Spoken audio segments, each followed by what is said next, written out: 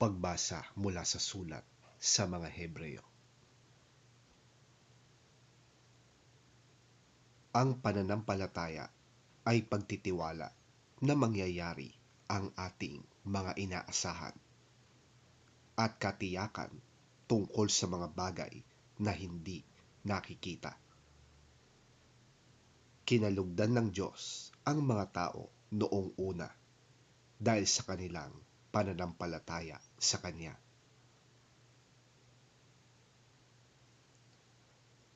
Dahil sa pananampalataya sa Diyos, sumunod si Abraham nang siya'y utusan ng Diyos upang pumunta sa isang lupaing ipinangako sa kanya.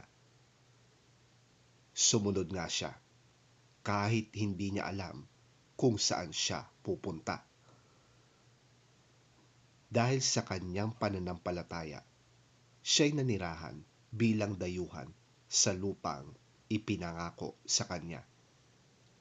Mga tolda ang naging tirahan niya, gayon din sina Isaac at Jacob na tumanggap din naman ng pangakong katulad niyon. Sapagkat matapat na hinihintay ni Abraham ang isang lungsod na Diyos mismo ang nagplano at nagtatag. Dahil din sa pananampalataya, si Abraham ay nagkaroon ng kakayahang maging ama kahit na siya'y matanda na at kahit si Sarah ay hindi na maaaring magkaanak pa. Nanalig siyang tutuparin ng Diyos ang kanyang pangako. Kaya't sa isang taong maituturing na halos patay na ay nagmula ang isang lahi na naging sindami ng bituin sa langit at ng buhangin sa dalampasigan. Silang lahat ay namatay na may pananampalataya sa Diyos.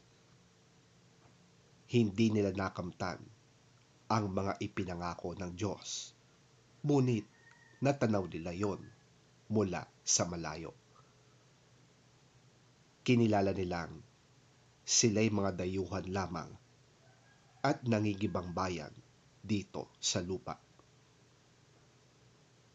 Ipinapakilala ng mga taong nagsasalita ng ganoon na naghahanap pa sila ng sariling bayan. Kung ang mahal nila ay ang lupaing kanilang pinanggalingan, may pagkakataon pa sana silang makabalik doon. Ngunit ang hinahangad nila'y isang lungsod na higit na mabuti, ang lungsod na nasa langit. Kaya naman, hindi ikinahiya ng Diyos na siya'y tawaging Diyos nila, sapagkat sila'y ipinaghanda niya ng isang lungsod.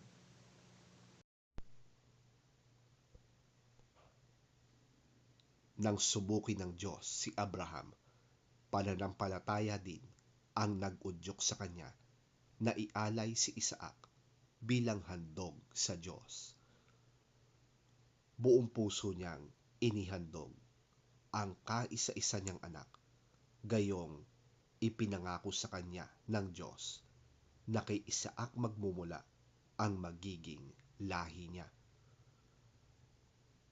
Naniwala siya na kaya ng Diyos na bumuhay ng patay, kaya't sa patalinhagang pangungusap, naibalik nga sa kanya si Isaac mula sa mga patay.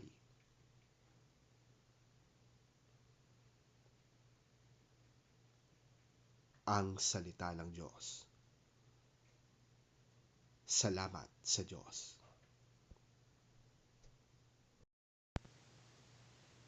Ang mabuting balita ng Panginoon ayon kay San Marcos.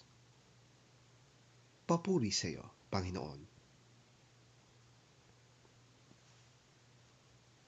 Kinagabihay, sinabi ni Jesus sa mga alagad, "Tumawid tayo sa ibayo."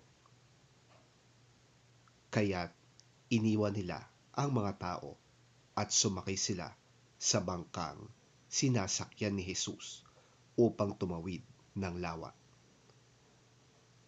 May iba pang mga bangkang nakisabay sa kanila. Habang naglalayag, inabot sila ng malakas na bagyo, kaya't ang bangkang sinasakyan nila'y hinampas ng malalaking alon at ito'y halos mapuno na ng tubig.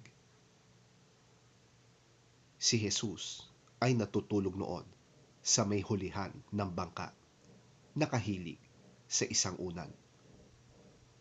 Ginising siya ng mga alagad at sinabi, "Guro, baliwala ba sa inyo kung mapahamak kami?" Bumangon si Jesus at iniutos sa hangin, "Tigil!"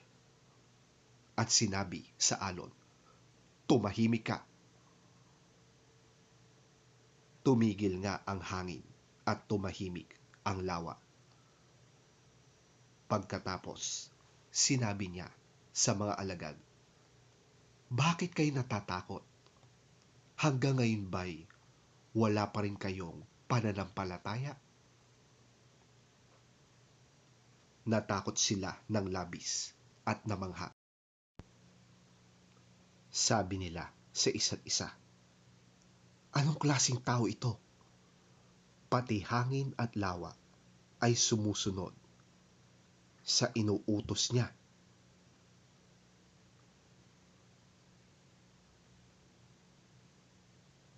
Ang mabuting balita ng ating Panginoon. Pinupuri ka namin, Panginoong Hesukristo.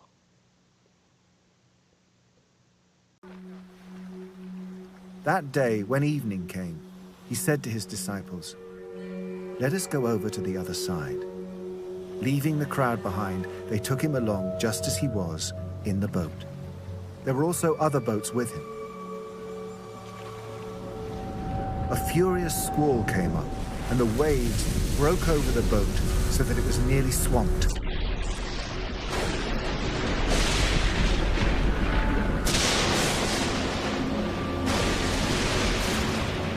Jesus was in the stern, sleeping on a cushion. The disciples woke him and said to him, "Teacher, don't you care if we drown?"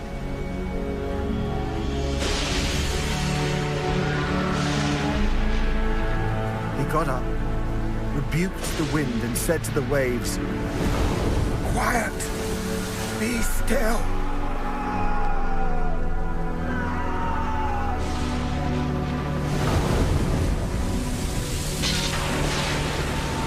Then the wind died down, and it was completely calm.